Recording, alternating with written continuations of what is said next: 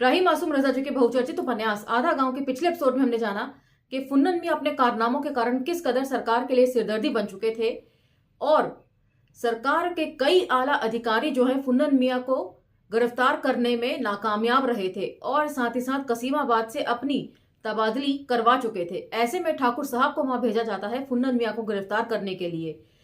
उसके बाद हमने जाना कि घटनाएं किस तरह घटती हैं और फाइनली ठाकुर साहब जो हैं फुन्नन मियां समेत दक्कन पट्टी के कई रसूखदार लोगों को सजा दिलवाने में कामयाब होते हैं। ये खबर जब दक्कन पट्टी पहुंचती है तो फुन्नन मियां समेत जिन लोगों के खिलाफ सजा का ऐलान किया गया था सरकार द्वारा, वे दक्कन पट्टी छोड़कर महफूज जगहों के लिए रवाना हो जाते हैं। यहां तक हमने पिछले एपिसोड में पढ़ लिया था। अब हम चर्चा को यहां से आगे लेकर चलेंगे, तो चलिए मेरे साथ। जय भीम, मैं शालिनी और आप देख रहे हैं अंबेडकर नामा।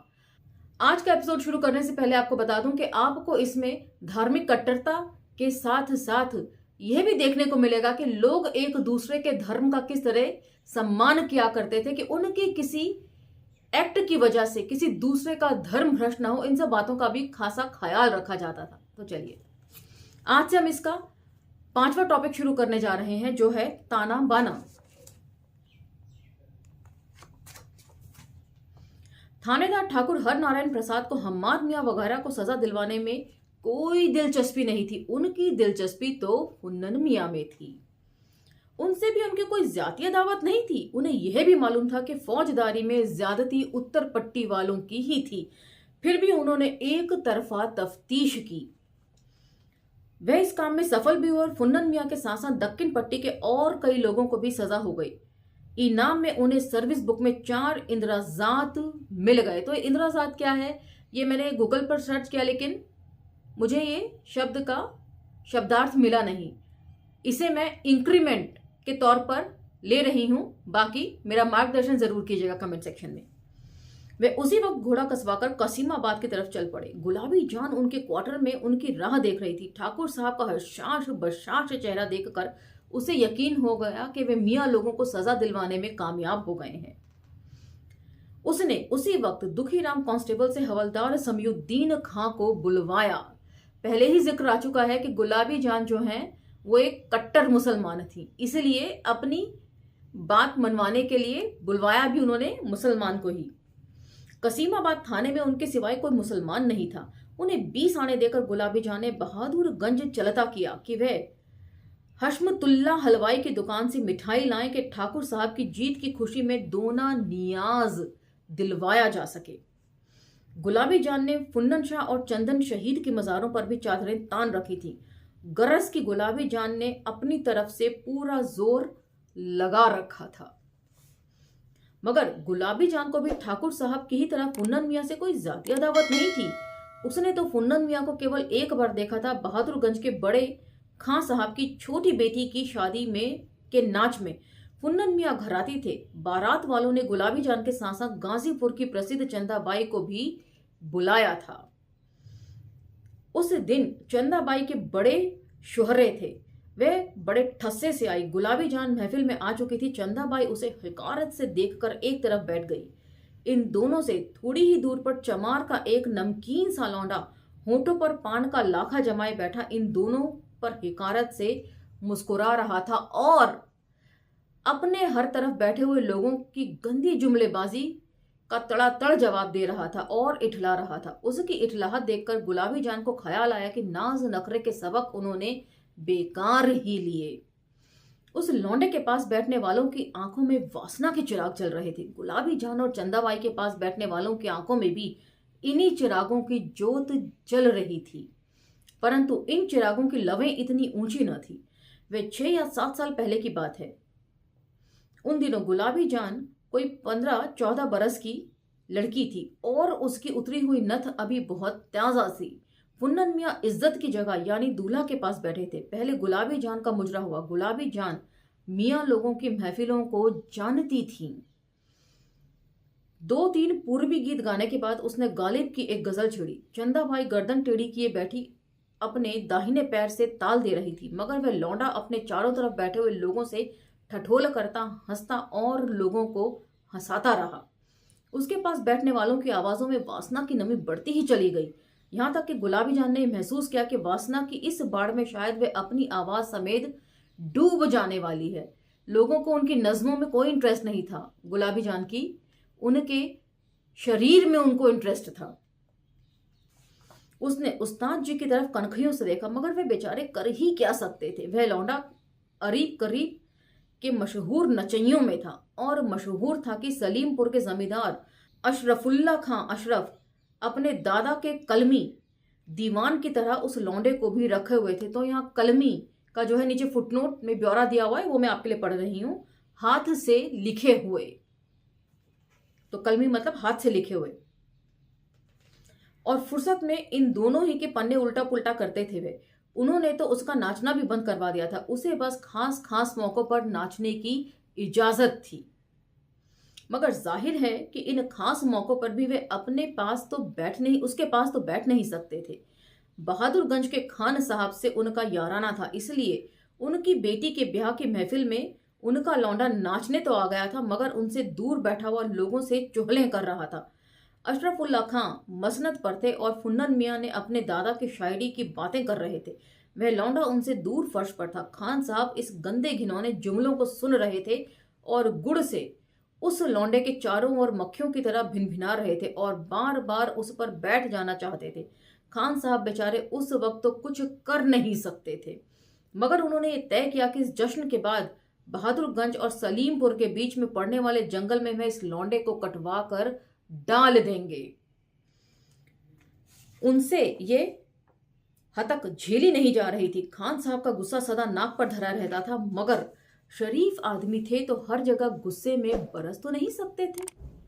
वरना उनके बारे में तो यह मशहूर था कि जब गुलाबी जान ने नथ पहना और यह खबर खान साहब को इस दुमछल्ले के साथ मिली कि नसीराबाद के ठाकुर साहब गुलाबी जान का नथ उतारने का फैसला कर चुके हैं, तो खान साहब को ताव आ गया। बोले, वह क्या खाक गुलाबी जान की नथ उतारेगा? भाई साहब मरहूम ने उनकी बड़ी बहन का नथ उतारा था, बाबू मरहूम ने उनके खाला का नथ उतारा था, इसलिए गुलाबी जान का नथ मैं उतारूंगा। माफ कीजिएगा, इस तरह के काफी सारे इंसिडेंट्स जो हैं इस पुस्तक में, इस उपन्यास में पढ़ने और सुनने को मिलेंगे। क्षमा प्रार्थी हूं। नतीजे में गुलाबी जान का दाम चढ़ गया। उसका नथ 101 नकद और 5 बीघे की माफी पर उतरा। ठाकुर साहब हिम्मत हार गए, मगर संयोग कुछ ऐसा हुआ कि पानी पड़ने लगा। अब गुलाबी जान भला बरसते पानी में कैसे आती?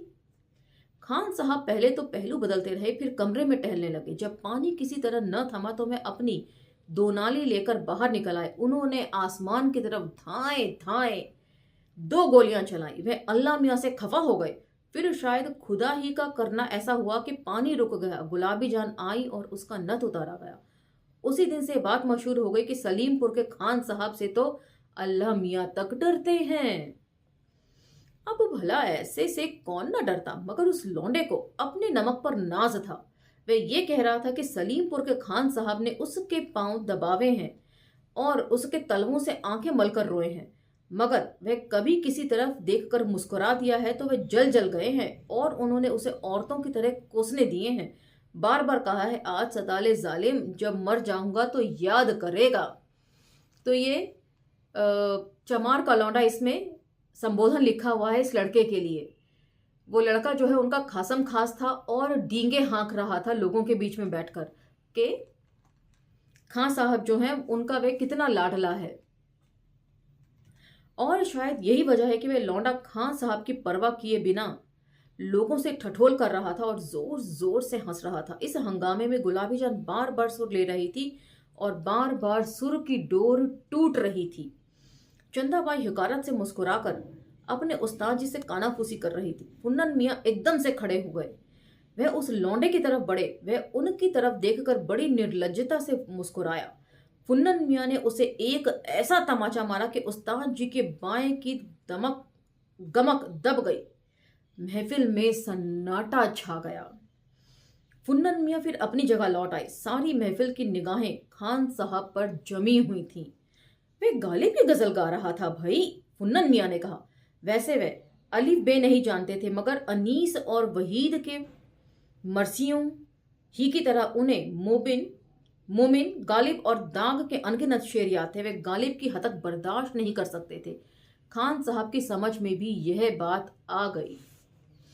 उन्होंने फिर कुछ नहीं कहा। बाद में थानेदार शिवधन्नी सिंह और उत्तर पट्टी के जमींदार ने खान साहब को चढ़ाने की पूरी कोशिश की कि फुन्नन मियाँ का थप्पड़ उस चमार के लौंडे के मुंह पर नहीं पड़ा था, बल्कि उनके मुंह पर पड़ा था। मगर खान साहब ने उन लोगों की बात मानने से इनकार कर दिया। कहते हैं कि उस लौंडे का मुंह हफ्तों सेका गया, लेकिन सूजन न गई। जब वह अच्छा हुआ तो खान साहब ने उसे बड़ी भयानक सजा दी। उन्होंने उसे किसी काम के लिए खलवत में भेजा। उस खलवत में सिराजुद्दौन खां पहलवान और उसके 8 पट्टे पहले से ही मौजूद थे। वे उसी की राह देख रहे थे। दूसरे दिन खान साहब ने उस लौंडे को और उसकी टोली समेत गांव से निकाल दिया और फिर वह करीब करीब के किसी गांव में भी नहीं देखा गया। लेकिन ये बातें तो और लोगों के साथ गुलाबी जान ने बेहद बाद में सुनी। उस दिन तो बस इतना हुआ कि तमाचा खाकर लौंडा सन्न खींच गया। वह सोच भी नहीं सकता था कि फुन्नन मियाँ जैसा मामूली जमींदार भरी महफिल में उस पर हाथ भी उठा सकता है। मगर जो बात उस लौंडे को नहीं मालूम थी वह यह थी कि फुन्नन मियाँ लाख छोटे जमींदार सही मगर सैयद थे, और खान साहब के पुरखे सैयद नूरुद्दीन शहीद के साथ आए थे।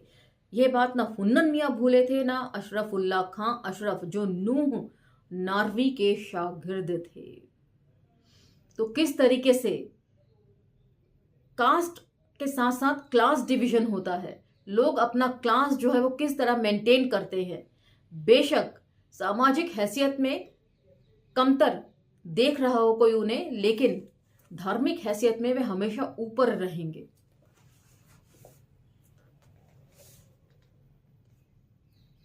इसलिए जब फुन्नन मियाँ ने खान साहब को यह बताया कि गुलाबी जान गालिब की गजल गा रही थी, तो फिर कहने या सुनने के लिए कुछ रह ही नहीं गया था। गुलाबी जान देर तक गाती रही। फिर एक तोड़ा नाचकर वे बैठ गई और चंदाबाई इश्क पेंचा की लतर हवा की डोर पर चढ़ गई और अपनी ही मुस्कुराहटों से नन्हे नन्हे गुलाबी फूलों से लद गई। पहले वे एक तोड़ा नाची। गुलाबी जान को यह मानना पड़ा कि चंदाबाई उससे अच्छा नाचती है। तोड़ा नाचकर वह दरबारी गाने लगी। उसकी आवाज भी अच्छी थी, हर सिंगार के फूलों की तरह कोमल और चंपे की सुगंध की तरह दूर जाने वाली। लेकिन अभी वे अला भी रही थी कि फुन्नन मियाँ बोले, इससे तो अच्छा था कि उस लौंडे का नाच देखा जाता। चंदाबाई घबराकर चुप हो गई तो फुन्नन मियाँ उसकी तरफ देखकर बोले, तुम्हारी आवाज अच्छी है मगर कच्ची है। फुन्नन मियाँ संगीतज्ञ नहीं थे। उन्हें तो यह भी नहीं मालूम था कि कुल मिलाकर सुर कितने होते हैं, मगर सोज ख्वानी की परंपरा ने उन्हें आवाज के उतार चढ़ाव और ताल सम से परिचित करा दिया था। वह अलिफ के नाम बे नहीं जानते थे, मगर अब्बू मियाँ और हुसैन अली मियाँ के बस्तों के सारे मरसिए उन्हें जबानी याद थे। चुनाचे जब वे आंस देने के लिए बाजू बनते तो मरसिया पढ़ने वाले से बस इतना पूछ लेते कि वे कौन सा मरसिया पढ़ने जा रहा है। 10 मुहर्रम को जब वे करबला जाते तो कागज का एक मन्नत ताजिया लेकर अपने बुजुर्गों की हर कब्र पर जाते। मुमताज और फुट्टू को अपना बाजू बनाकर वे उन कब्रों में सोती हुई आत्माओं को मरसिया सुनाते, लेकिन सोज ख्वानी की परंपरा का ध्यान रखते हुए वे अपने हाथों में कोई ना कोई मरसिया जरूर रखते, चाहे वे मरसिया वे पढ़ रहे हों चाहे न पढ़ रहे हों। एक साल फुट्टू बीमार पड़ गया तो उन्हें शम्मू को बाजू बना लिया। शम्मू ने वे पढ़ना शुरू कर दिया जो लिखा हुआ था। उन्होंने शम्मू को कोहनी मारी, ओ मत पढ़ो जौन लिखा है, तौन पढ़ो जौन हम पढ़ रहे हैं। बात इल्म से ज्यादा परंपरा की थी। तो धार्मिक परंपराएं कितनी मजबूती से निभाई जाती हैं इसका भी हमें पता चलता है। इसलिए उन्होंने गाजीपुर की मशहूर तवाइफ चंदाबाई को टोक दिया और वह इस जहर को पी भी गई, क्योंकि गाजीपुर के दौलतमंद जुलाहों, बनियों या कुंजड़ों को यह तमीज ही नहीं थी कि आवाज का पक्कापन किस चीज का नाम है और कच्चापन किस चीज का। उसके लिए तो चंदाबाई के बदन का कच्चापन ही बहुत था। चंदाबाई की इस जिल्लत पर गुलाबी जान दिल ही दिल में बहुत खुश हुई और उसने फुन्नन मियाँ को चुपचाप हजारों दुआएं दे डाली। लेकिन जब वह ठाकुर हर नारायण प्रसाद थानेदार की धोती में धब्बे की तरह पड़ गई तो उसे ठाकुर साहब की वजह से फुन्नन मियाँ का बुरा चाहना पड़ा। ठाकुर साहब के साथ उनकी खूब गुजर रही थी। इसलिए वे ये नहीं चाहती थी कि फुन्नन मियाँ कबाब में हड्डी बन जाएं। इसलिए उसे फुन्नन मियाँ की सजा के लिए मन्नतें मांगनी पड़ी। ये मन्नतें ठाकुर साहब ने से छिपाकर नहीं मांगी गई थीं। इन मिन्नतों से उनके मर्दाना गौरव का एक तस्कीन भी होती थी। वे जब शहर जाते तो पुलिस क्लब में ठहरे हुए थानेदारों से कहते, भाई होती होंगी रंधियां बेवफा, माफ कीजिएगा यही शब्दावली है, मेरी गुलाबी जाम तो वफा की पुतली है, हर जुमे रात को माश की सदका उतारती है और फुन्नन मियाँ की सजा के लिए तो उसने मिन्नतें मांग रखी हैं। और मजे की बात तो यह कि फुन्नन मियाँ की बीवी की माँ कुलसुम ने भी उनकी मज़ारों पर फुन्नन मियाँ के बेदाग छूट जाने की मन्नतें मांग रखी थी। उसने तो बड़े ताजिए के चौक पर भी मन्नत मान डाली थी, लेकिन जब फुन्नन मियाँ को सजा हो गई तो उसके इस विश्वास को ठेस नहीं लगी। उसने सोचा कि शायद मौला इम्तिहान ले रहे हों और शायद दमड़िया बो ने ठीक से मन्नत ही ना मानी हो, या फुल्लन शाह और चंदन शहीद उस वक्त अपनी कब्रों में ना रहे हों और बाद में रहमत के फरिश्ते उन्हें यह बताना भूल गए कि दमड़िया भर के जरिए गंगौली की कुलसुम बी ने कोई मन्नत मांगी है। कुलसुम बी को यह नहीं मालूम होता था कि फुल्लन शाह या चंदन शहीद ने गुलाबी जान की मन्नत पूरी कर दी है। अगर कुलसुम को यह मालूम भी होता तब भी शायद उसका दिल बुरा न मानता। मन्नतें तो मन्नतों से टकराती ही रहती हैं, किसी न किसी की मन्नत पूरी होती ही रहती है और इसलिए विश्वासों की दुनिया में कोई तूफान नहीं आता। जिसकी मन्नत पूरी नहीं होती है वह ये सोचकर चुप हो जाता है कि खुदा उसका इम्तिहान ले रहा है। तो धार्मिक विश्वास कितना ज्यादा अडिग होता है इससे ये भी पता चलता है। कोई दो लोग एक ही चीज के लिए मन्नत मांगेंगे तो किसी एक ही की कबूल होती है, लेकिन उसे दूसरे के विश्वास के ऊपर कोई आंच नहीं आती। दूसरा ये सोच के इत्मीनान कर लेता है कि शायद उसकी मन्नतों में कोई कमी रह गई थी। समीउद्दीन खां जब हशमतुल्लाह हलवाई की दुकान पर पहुंचे तो इत्तेफाक से वहां हकीम अली कबीर के पुराने नौकर गुलाम हुसैन खां भी आए हुए थे। अलेक सलेक के बाद गुलाम हुसैन खां से पूछा, के वास्ते मिठाई खरीद रहे हो खां साहब? समीउद्दीन खां ने कहा, गुलाबी जाना के वास्ते। गुलाम हुसैन खां मुस्कुराए, कहा भाई दरोगा जी के साथ साथ गुलाबी जान की मिठाई आपो खाए जाए? नहीं जी, समीउद्दीन खां ने कहा, साली ने फुन्नन मियाँ की सजा के लिए मन्नत मानी थी, अब दोना नियाज देगी और फुल्लन शाह और चंदन शहीद पर चादर चढ़ाएगी। अपने दिल में समीउद्दीन खान इस फैसले से खुश नहीं थे। ऐसा नहीं था कि उन्हें दक्कन पट्टी वालों से हमदर्दी हो रही थी, मगर उनका ख्याल यह था कि इस झगड़े में शरारत उत्तर पट्टी वालों की ही थी। लेकिन उनका यह ख्याल उन्हें झूठे गवाह तैयार करने से रोक ना सका। यह एक बिल्कुल ही दूसरी बात थी। वह तो झूठे गवाह तैयार करने की तनख्वाह ही पाते थे। तो पुलिस वालों का जो चेहरा है गाहे बेगाहे यहाँ बेनकाब करते चल रहे हैं राही मासूम रजा जी, कि सही गलत के बारे में जानकारी होते हुए भी पुलिस जो है वो किस तरीके से झूठे गवाह और झूठे सबूत तैयार करती है, और इसके लिए बाकायदा रिश्वत भी वे लोग खाते हैं। बाकी आप हिया कैसे दिखाई दे रहे? समीउद्दीन खान ने पूछा।